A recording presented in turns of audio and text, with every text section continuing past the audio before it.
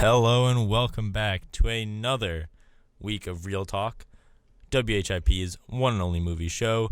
You are listening to WHIP, Philly's #1 college radio station. Share your thoughts with us on social media at WHIP Radio. Jordan Hallerman and Andrew Kent in the studio on this Halloween week eve, I guess you could say. I guess so. Well, Halloween's on tomorrow. Thursday, right? Yes. Next Thursday, not tomorrow. So it's about 8 days away. Yes, 8 days. And we used to say here on Real Talk back in my sophomore year 2 years ago, we used to say it's spooky Real Talk. So maybe it could be spooky Real Talk, Jordan. I don't know. I mean, there's not much. The news isn't that spooky, but it is that time of year. And there really haven't been any horror movies this month, which is weird, except for the one that's coming out this weekend, which I doubt anybody's going to see. It's called Countdown. Yes. So, yeah, not much going on in terms of horror movies. Do you have your costume picked out? No, I usually don't even dress up. I'm so lame. What about you? I'm going as Brad Pitt from Once Upon a Time in Hollywood. You see, so you ever hear of AEW? It's the new wrestling promotion. I saw it was at the Lake Horse Center on campus. Yep, I was there actually. Well, that's why I missed the show, because I went. Yes, you had a better reason than I mean, it was pretty fun, I have to admit. And don't worry, I mean, if it was anything else, Jordan, I would not miss the show. But for that case, I was like, okay, this is the only time I'll be able to go to AEW. So I decided to go, and there was this one wrestler called, his name is Orange Cassidy, and his gimmick is that he doesn't say anything, and he's basically like a sloth, and his moveset just like really like stupid things, just like tapping the person, like not even hurting them or anything. But so how does this tie back to... But he's super cool. He's super cool. You would like... What did you say? So how does this tie back to Once Upon a Time in Hollywood? Oh, because he kind of looks like... Well, that was the character I wanted to dress up as for Halloween. Oh. And also, he kind of like has a similar looking attire to what Brad Pitt wears in that movie with the jean jacket. Okay. And all that. All right. So, yeah. I don't know what he looks like, but I'll take your word for it. It's been a somewhat busy movie week, not in terms of news, but just overall. Starting off, probably the biggest headline or topic that is currently in the movie world, Star Wars, The Rise of Skywalker, dropped its final trailer, and tickets have gone on sale. Currently, it is the pre-sales, according to Deadline, are nearly doubling that of Avengers Endgame, which is obviously another one for Disney.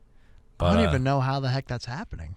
I mean, Star Wars, you can't never doubt Star Wars, especially when it comes to like characters that are established. I guess. Do you think so? It's also been a year and a half, so people have had time to sort of recuperate. It's true, but except for those people who are still in pain over The Last Jedi. That's what I was gonna say.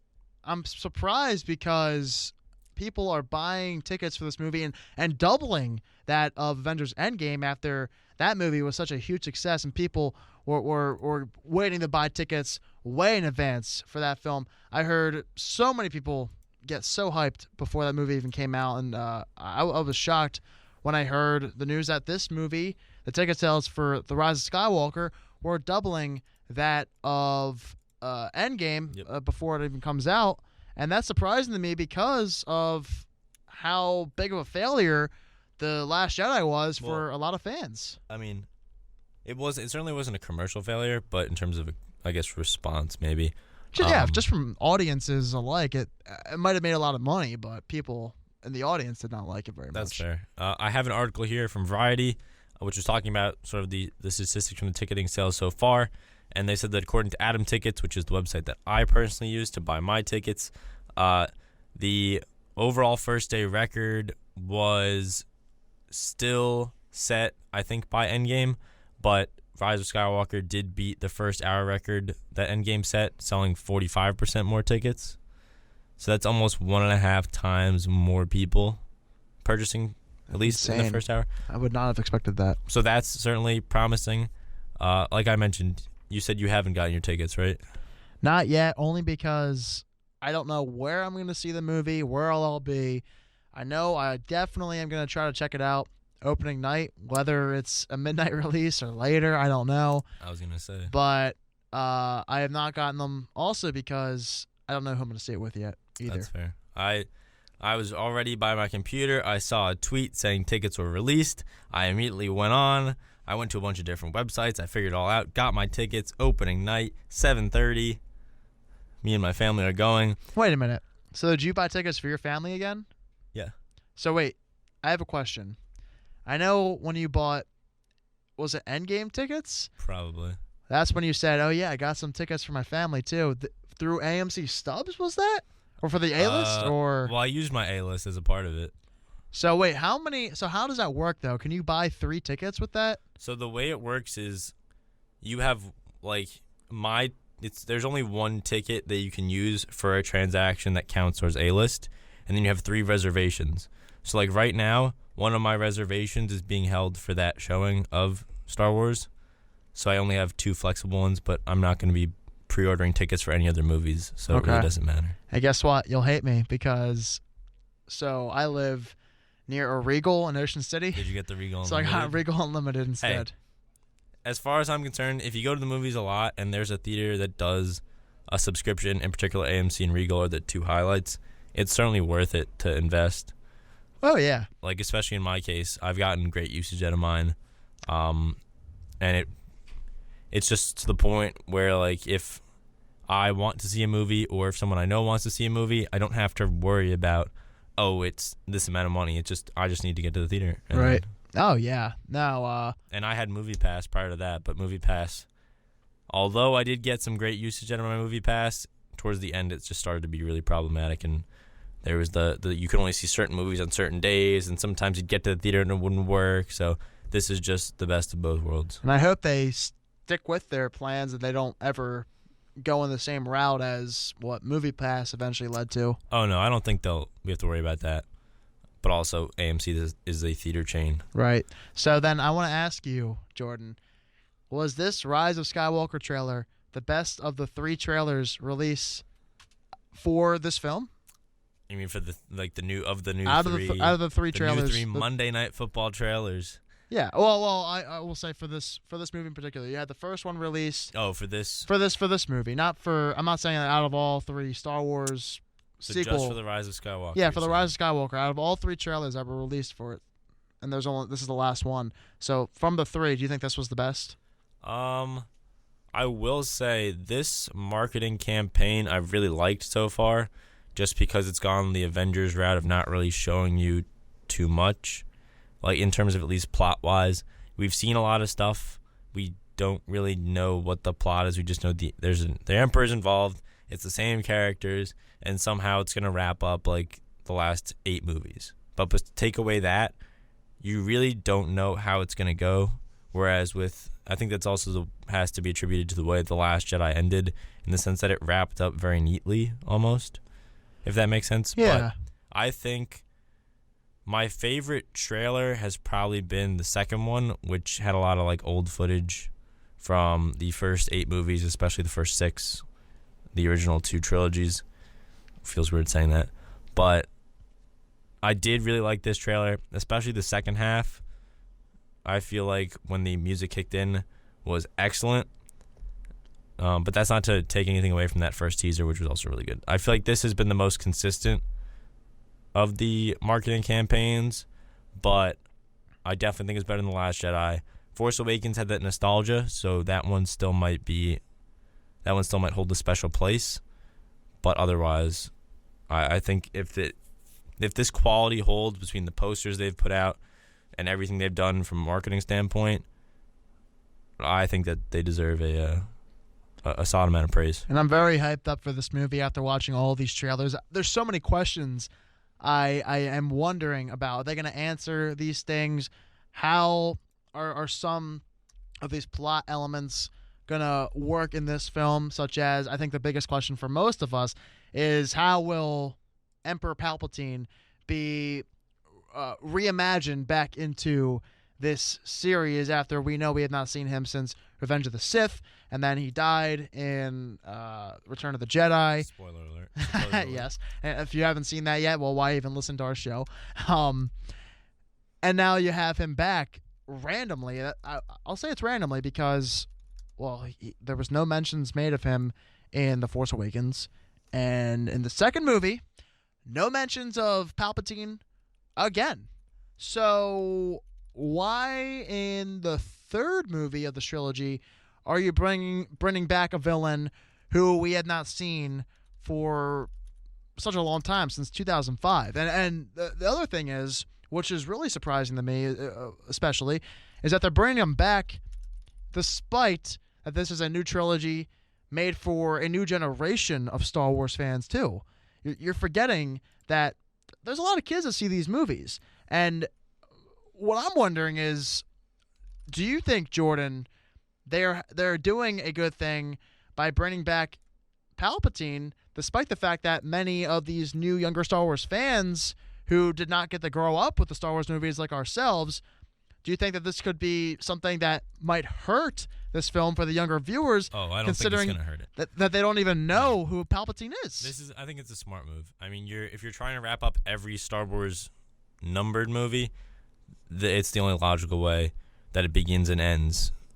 It's sort of you have the mini arcs of each trilogy, but this is also a way to have an overall 9-film arc. And I think the way, if they, since we don't know much about the plot, this is kind of hard to explain, but if it's done right, I don't think there'll be a problem. And if anything, it might convince people to go back and watch. If they realize that it's important, you might say, oh, let's watch the first 8 instead of just the last one. And here's the thing, though.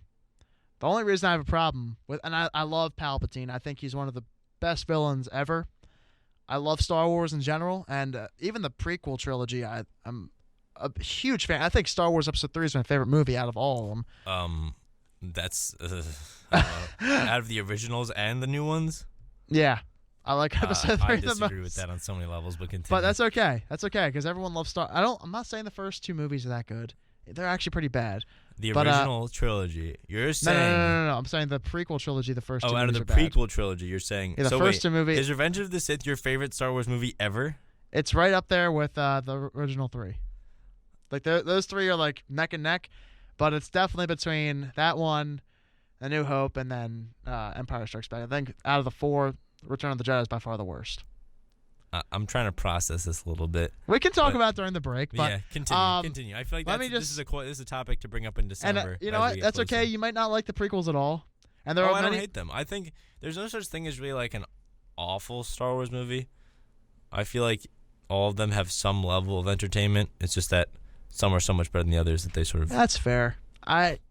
Listen, and some people really hate this new sequel trilogy. Oh, I don't hate it. Some people, and I like it. But I'm a huge Star Wars fan in general. There's not a single, like you said, there's not a bad Star Wars movie in my opinion.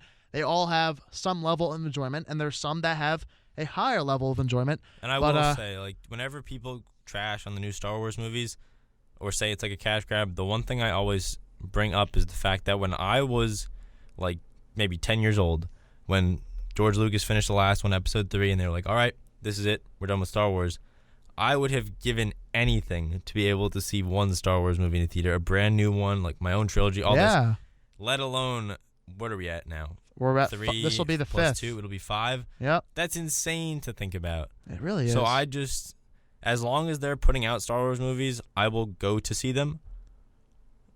And even though they won't really ever hold up to the original trilogy, I'm just happy to have something. And where I was getting at with that, with Palpatine, seeing him back, it's great to see him back. But if you're gonna have him back, please bring back everyone else too. Bring back Obi-Wan Kenobi with Ewan McGregor. We'll I know see. we're gonna have a they TV show. brought back Yoda. Yeah, they did bring back Yoda, that puppet Yoda. That I'm actually a bigger fan of CGI Yoda. No. I think he looks better. But hey, the thing is though, the CGI might look good now, but the puppet will hold up over time. I mean, it kind of looks fake still. But this is the thing. CGI can age really poorly. Oh, that's true. That's true. But practical effects will always, even That's if they're true. not perfect, they're more consistent. I love Puppet Yoda. I love Yoda in general. I don't know. I think there was something so cool about the CGI Yoda. And I was gonna say I also want to see Hayden Christensen and Anakin back. I have to see it. We'll If you're gonna bring back Palpatine, bring back Hayden Christensen, please. I mean, we are under 2 months, so we won't. We'll have a break, but we will not have to wait long to find out. On that note, we're going to take our first break. We'll be back in just a bit. You are listening to Real Talk on WHIP, Philly's #1 college radio station. Hello and welcome back to Real Talk, WHIP's one and only movie show. You're listening to WHIP, Philly's #1 college radio station. Share your thoughts with us on social media at WHIP Radio. Jordan and Andrew in the studio once again. Just before, we were talking about the Star Wars Rise of Skywalker trailer, as well as the ticketing sales, sort of the information that's coming in slowly as ticketing is kicked off for that movie. Now we're going to transition into some reviews. Last week, didn't get to review too much because we focused a lot on trailers. James obviously not here tonight. But first off, Gemini Man came out 2 weeks ago. This Friday will be 2 weeks. Andrew, you and I both got the chance to see it. I shared my thoughts a little bit on the show, but what did you think about Gemini Man? Honestly, it was quite the ride. From just me sitting there being like, okay, this is okay at first. And then, man, after the first scene, geez, the dialogue was terrible. I really hated some of the dialogue, very awkward pauses. That's fair. And a the convoluted script certainly doesn't plot. do it justice. No, yeah. It's just the script is not good. The dialogue's not good. The plot is very convoluted. I could not follow what the heck was going on. It just felt like there was too much they were trying to implement into a pretty short movie. It wasn't not even 2 hours long. Really? Yeah, it was actually just under 2 hours, about 2 hours and 55 minutes. It didn't feel or 1 hour and 55 minutes. 2 hours. Yeah, 2 hours. That'd be a long movie. But yeah, so you're right. It's only 1:57. Jeez. Yeah. You feel the runtime. it feels like a long like a movie. 2-hour, 20 movie. They try to cram so much in there, and I thought Will Smith was good. I thought the de-aging, you said it was CGI, whatever you want to call it. Yeah, whatever the heck they did with that. It's like, basically a clone of Will Smith. Yeah, basically, it looked great until the very end. I was gonna say that's sort of been the one complaint that I've noticed among every review.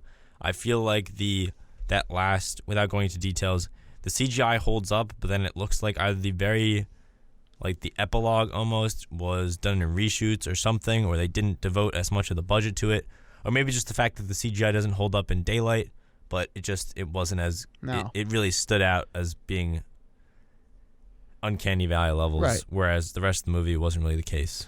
Yeah, and then I didn't think this movie was atrocious. I thought it was below average. It's certainly mediocre or yeah. passing. It wasn't a bad way to spend 2 hours, but it just wasn't. Right. I think some people are a little bit too harsh about it, but oh, for sure. Will Smith was really good. I thought. I mean, I can never complain about Will Smith. I always think he's good, and since he's from Philly, of course I gotta get behind the guy. He's never been bad in a movie, so I'm pretty happy for him. At least he's been a good actor, but it does stink because the movie is not going to make any money back, which is extremely unfortunate. I hope that Bad Boys for Life could be a much better money grab for Will Smith, and that movie actually pans out to be good for both critics and audiences. I was going to say, and I know you saw another movie. I did. That came out this past weekend, which I'm going to see sometime soon, and that movie is Zombieland 2, Double Tap. What did you think of that? I thought it was better than Gemini Man. It was not as good as the original, but it had its moments. I thought the first 20 minutes were really good, fun. It felt like the original Zombieland back again. It's nice just seeing this cast of four, the big four, I like to call them, with Woody Harrelson, Jesse Eisenberg, Emma Stone, and Abigail Breslin. All of them are terrific, and you could never have a movie this good without those four in the film being the leads. So just this, I felt that, like the first movie, those four were by far the best aspects of the entire movie, as well as the humor. I love all the zombie stuff that they have in here. And like I said, the first 20 minutes I thought were really strong with this movie. The only problems I really had, and then these really bogged the movie down for myself, or else I would have felt differently. But the reason why this movie is not close to the level as the original is because it just feels like there's so much filler going on with certain characters. They have these side characters in here, and it just doesn't do anything for the plot. It never moves the plot forward. Just at the end of the day, it feels like some of these scenes are very random, and they had no purpose in the movie. They were only in there just to make the movie longer. And this movie felt, you mentioned Gemini Man, Jordan, this movie felt like it was 2 hours long. It was only an hour and 30 or so minutes. You're making me worried now.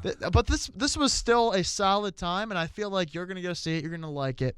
But for myself, I don't think it's by any means a perfect movie. I don't think it's close to as good as the original, but it does have some fun. Some of the humor is good. Just that randomness in the middle of the movie, certain things they do, it makes no sense. It does nothing for the plot, and when they do certain things, all of a sudden they go back on those certain things, and they stick with those original ideas, and it's like, why did you even go back and forth in the first place when you could have just stuck with the same idea and moved all the way forward instead of throwing something random in there to break it all up? That's fair. I mean, without going too much into spoilers, 'cause obviously I do want to see it. Did you stay for the after the credits scene? Yeah. And was that worth it? Because I've been hearing good things about that. It was very funny. I enjoyed the after credits scene. Okay, so that's good. I'll make sure to stay for that.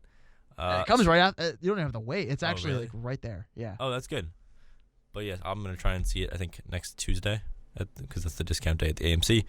But I have seen, besides Gemini Man, I've been attending the Philly Film Festival for the past almost a week now. I've only gotten the chance to see 3 movies, but I'm going to talk about those 3. First, I saw Parasite. This is a Korean film from director Bong Joon-ho, I believe is his name. He, I guess his 2 most notable films in the U.S. are Okja, which came out on Netflix a couple of years ago, and Snowpiercer. I went into this movie completely blind. It won the Palme d'Or at Cannes, whichever one. I don't know what the correct pronunciation is. We never do. But it won the biggest award at that festival, and it is getting universal praise. I'm sure it's a lock to win the Best Foreign Language Oscar, but it might even go as far as get nominated for Best Picture. This movie is excellent. It's best experienced going in blind. It mainly follows this poor family in South Korea and sort of their interactions, or like this almost, I guess, their parasitic relationship with this upper class family, with this extremely wealthy family. Again, I don't want to go too much into detail just because it's a movie that relies or it succeeds well on you not knowing much.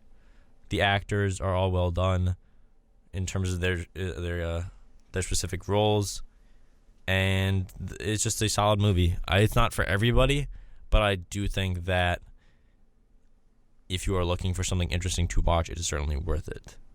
And it's certainly one of my favorites of the year that I've seen. Next movie I saw, Jojo Rabbit. This is director Taika Waititi's newest film. He did Thor Ragnarok, Hunt for the Wilder People, What We Do in the Shadows, amongst other things. It follows a young boy who is a Nazi, and his who has a imaginary friend who is Adolf Hitler, who is played by Waititi, and sort of the experiences that he has when he finds a young Jewish girl living in his attic, and sort of their relationship that develops. This movie I absolutely adored.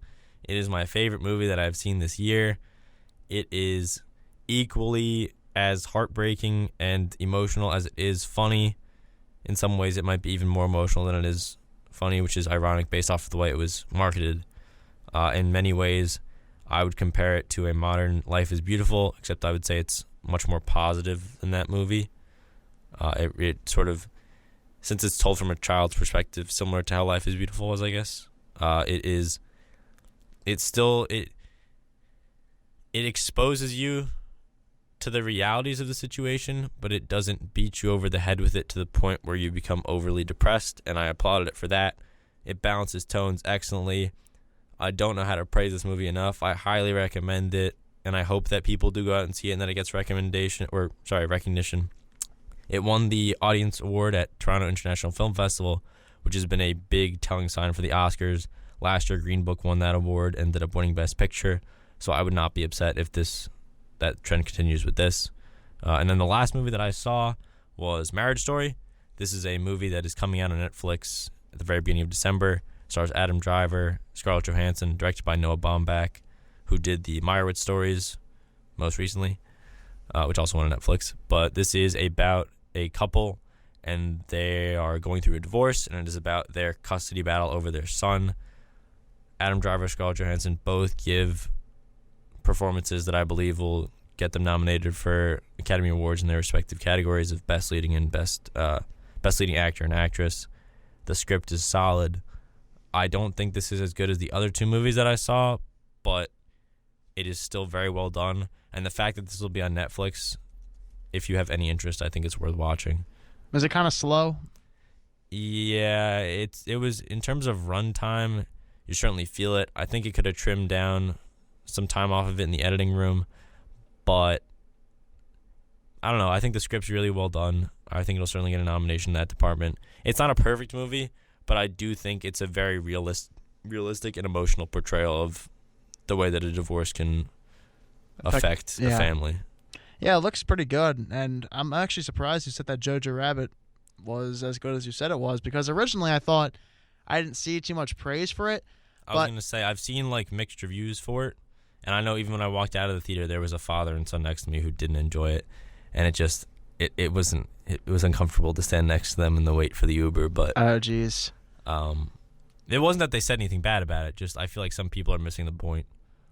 And even Watiti said it's supposed to be an anti-hate film, which is very clear. Yeah, and I just hope that it gets attention for positive reasons and not for negative reasons. And where did you see the movies? What theaters? I saw them all at the Philadelphia Film Center. That's the big theater at the film festival. And I saw them Thursday, Where is that Saturday, and located? Sunday. It's located in Center City, right near City Hall, on Chestnut Street. Oh, okay. It's south of City Hall, in like that first block. Sweet. But yeah. On that note, we're going to take our second and I guess final break of the evening. We'll be back in just a bit. You are listening to Real Talk on WHIP, Philly's #1 college radio station. Hello and welcome back to Real Talk on WHIP, Philly's #1 college radio station. Share your thoughts with us on social media at WHIP Radio. Jordan and Andrew in the studio for our last segment of the night. We're going to take a look at some movies that we will be seeing, I guess, in the coming weeks, because this weekend's pretty dead in terms of new movies. We mentioned Countdown, which is kind of like the big release. That is a horror movie about a phone app that tells you when you're going to die. It does not look good. Oh, it looks horrible. I personally will be trying to see at least one movie this weekend. Knives Out is playing on Friday night at the Philadelphia Film Festival. And Ryan Johnson will be in attendance. So if it works out, I will be seeing that movie then. I really hope I get the chance to see it, and just to be in the same room as Ryan Johnson would be super cool. I wonder if people will be booing him. Oh, no, nobody's going to be booing him. From what I noticed, that crowd is mostly old people, so I don't think they'll have seen The Last Jedi. I mean, you never know, though. I could be wrong, and for all I know, he might get booed off the stage. I don't know. But I doubt that'll be the case. I would go see Honey Boy on Saturday night, but the Temple football game is happening, and I will be attending that. Me too. And also during the day on Saturday is they're showing this movie called Portrait of a Lady on Fire, which I might try and see. But otherwise, I'll try and see Zombieland as well. So by next week, I'll at least have one movie to talk about. But yeah. What about you, Andrew? Are you trying to see anything well, this weekend? I wanted to check out Black and Blue, maybe. Actually, no, I forgot about that movie. That doesn't look that bad. I don't know if I'd see it in the theaters, but it certainly doesn't look bad. No. It looked like a straight-up drama. Maybe slightly a thriller, too, where I'm pretty sure the plot has to do with some corrupt cops doing some underground business with drugs and everything like that. And then the new cop, this one girl, she sees them, and I guess they're coming after her now. So it does not look like a bad movie. It's a straight-up crime thriller type It will of be film. opening at the theater on campus. There we go. So, I want to pull up the actual plot it says on IMDb. Yeah, it says a rookie cop who inadvertently captures the murder of a young drug dealer on her body cam. After realizing that the murder was committed by corrupt cops, she teams up with the one person from her community who is willing to help her, who is played by Tyrese, as she tries to escape both the criminals out for revenge and the police who are desperate to destroy the incriminating footage. I'll see it at some point. Yeah. I don't know if I'll see it in the theaters, but it looks like an entertaining watch. It's probably going to be the best movie that comes out this weekend, too. Are you going to see Maleficent or no? No. That came out last weekend. Did not even see the first one. There's not really much in theaters until next weekend, which is Terminator. Terminator Dark Fate. We so- talked about it last week, but the reviews embargo was finally lifted. Let me just pull it up here. Andrew, do you have any thoughts on me? Terminator. You know what? I just wonder how many more movies they can make. And has the story even been cohesive at this point? Is it still an ongoing storyline? Does it make sense from the first Terminator movie? Well, this is the thing. This Terminator movie is picking up right after the second one, so it's not necessarily. It's the plot line, whatever you want to call it. Oh, I know what's coming out this weekend. The Lighthouse. Yeah, well, Forgot all about that. So I was gonna mention that, and I want to see it. I think I might go check it out tomorrow night. I want to go see that. That But is on my list. yeah, the Lighthouse. It said it was being released. So it was released in some theaters this past weekend, actually, Yes. which is weird. But it is one of those indie movies where it's gonna open wide in the coming weeks. Yeah, so that It and is Jojo playing Rabbit. at the Ritz 5 in downtown Philly. Ah, perfect. The problem is I don't feel like wasting money because I can go see it somewhere for free at Regal, but because I know it's playing You're in not the King supporting of the art. Prussia. Oh, it is. Yes, that's a Regal. Yeah. And Warrington. Yeah, there's plenty of Regals that are playing it if you need to go see it at a Regal. I mean, originally it had Regal, the UA Riverview. It had it for there, Oh, okay. but I guess it's not playing there anymore, which is weird. The UA is getting the Kanye West movie this weekend. Oh, really? Yes. Interesting. So yeah, The Lighthouse is a movie I'm really looking forward to because I love Willem Dafoe, and I think that Robert Pattinson, for whatever reason, he's an up and coming actor right now, which is so weird because he was in Twilight, and it's not like he was in his teens back then. He was most likely in his 20s. I don't even know how old I'm going to see how old he is right now, but I would say I can search that up if you want. but it's just weird how all of a sudden Robert Pattinson He's is 33 now. 33. Okay, so yeah, first Twilight movie he was like in his early 20s. And 2000. when he did the Harry Potter, which was Goblet of Fire. He was 17 in that. I believe So- Twilight came out So maybe he 3 was years later. his mid-20s. Oh, 3 yes. years later. Yeah, You're I think right, Twilight actually. came out in He would have been in 2008. his early 20s then. So he's like, about 20 years old when that one filmed. So it's just weird that Robert Pattinson all of a sudden is back to doing big movies because we know that after Twilight was over, we didn't really get to see too much of Robert Pattinson anymore. He was a big hot thing when Twilight was going on, and then he really took a break. Like him and Taylor Lautner barely ever heard from in that time period. And then all of a sudden around 2016, 2017, Yep. you hear back from Robert Pattinson again when he did movies like City Good of Time, Z and Lost Good City of Time. Z, High Life just came out Yep. this year. I still have to watch that. It's on Amazon Prime. Jeremy actually saw that one.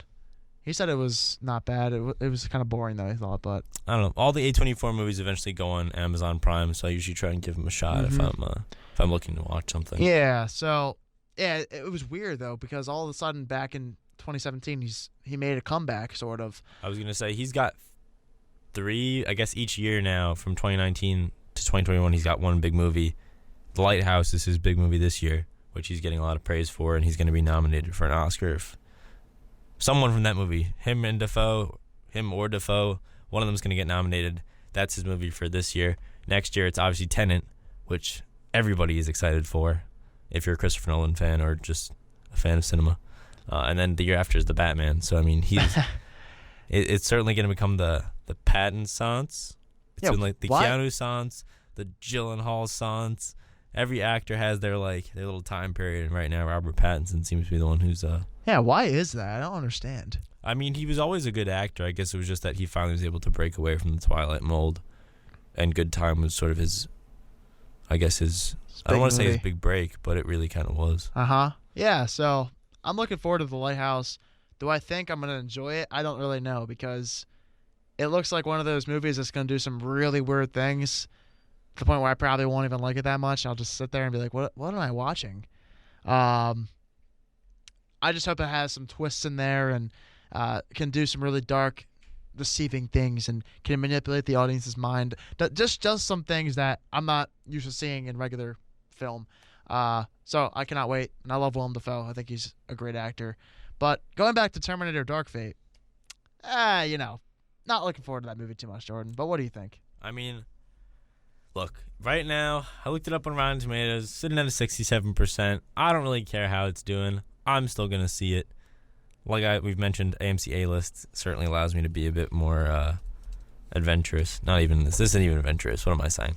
I can take risks in terms of possibly seeing a bad movie.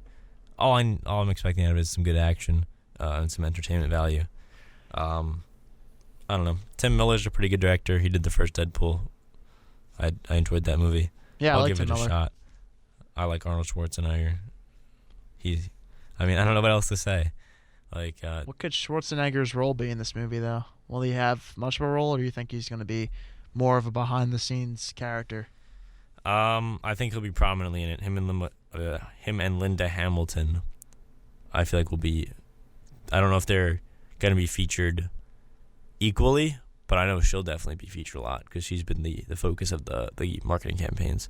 I saw that they did an advertisement for the NBA opener last night with Kawhi Leonard. That was pretty entertaining. I'll give it a shot. I mean, at this point, I would rather, with a movie like that, yeah, I feel like if you're gonna see it, you see it in the theaters. It's just that kind of situation. Yeah. Also, it's the first R-rated Terminator in a while. It's been, I think since, was it Terminator 3? Yeah. None of the new ones have been rated R. They've all been PG-13. Wow. It's Tim Miller. There was a kid actually in my grade school named Tim Miller. So, Deadpool was a good movie. I didn't think it was great. I like Deadpool 2 more. But Really? yeah. You see, I feel like they both have their own pluses and minuses in comparison to each other. I feel like the first Deadpool might be a better movie, and it's certainly more memorable. But the second one is probably a better action movie. That's exactly what I came for, because the humor did not hit me too hard in the first one. If I can only have one, I might honestly pick the first Deadpool, just because I feel like that movie is very quotable, whereas the second one, it's a bit more. The plot isn't as memorable. It was more just a bigger, sometimes Felt maybe better. more commercialized. Yes, for sure. Yeah. It's certainly not like none of the Deadpool movies are bad. I think the first one is so good, and the second one did some things better, but it also, I think, missed out some things. All right, and that David Leitch David directed Leitch. that one, second He's movie. been directing a lot lately. Yeah. Hobbs and Shaw in particular, and then Deadpool 2. I'm trying to think, what else is he doing? He also did Atomic Blonde. Yes, that was before that. He's doing the Division movie. I guess is his next thing. He really hasn't directed that much. It's just John Wick, Atomic Blonde, Deadpool 2, and Fast and Furious. And Tim Miller only has 2. This is the second movie for Tim Miller. That's a big. Really? Yeah. Tim Miller really hasn't directed anything. He directed a couple of shorts. He did the VFX work for a lot of stuff before he ended up being a director. I know.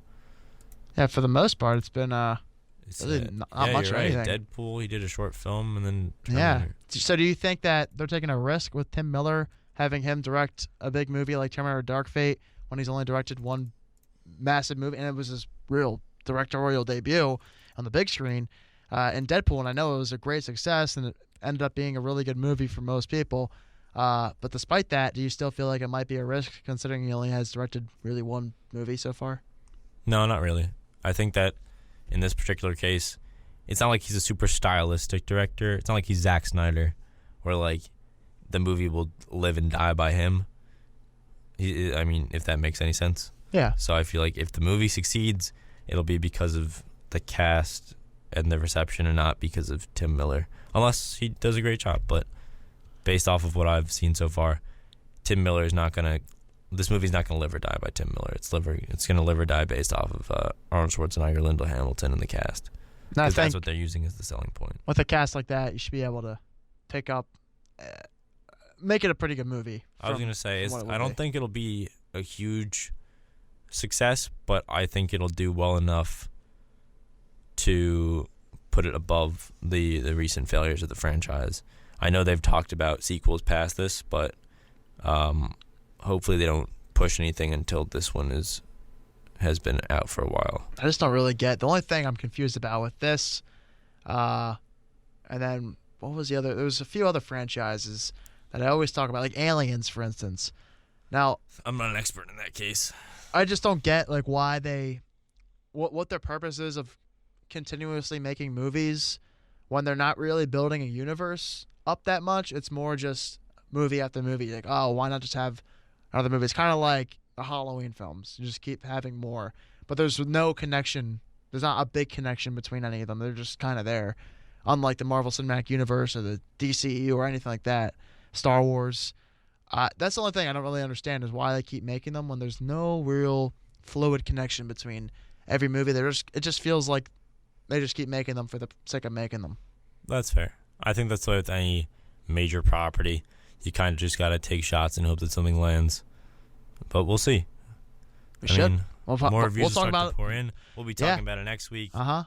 And hopefully, look, best case scenario, it's enjoyable. It's a good time. Makes you want to see another one, and I feel like that's all. What is it? Who's releasing this movie? Why did I just blank? Oh, Paramount. There we go. Hopefully, I feel like that's all that Paramount wants, is to have a success. So, yeah, that's pretty much it. You've been listening to Real Talk. Thank you very much for listening. This has been our episode for the week. Have a great weekend. You listen to WHIP, Philly's #1 college radio station. I'm Jordan with Andrew Kent in the studio. Have a great weekend. We'll see you next week. Bye-bye.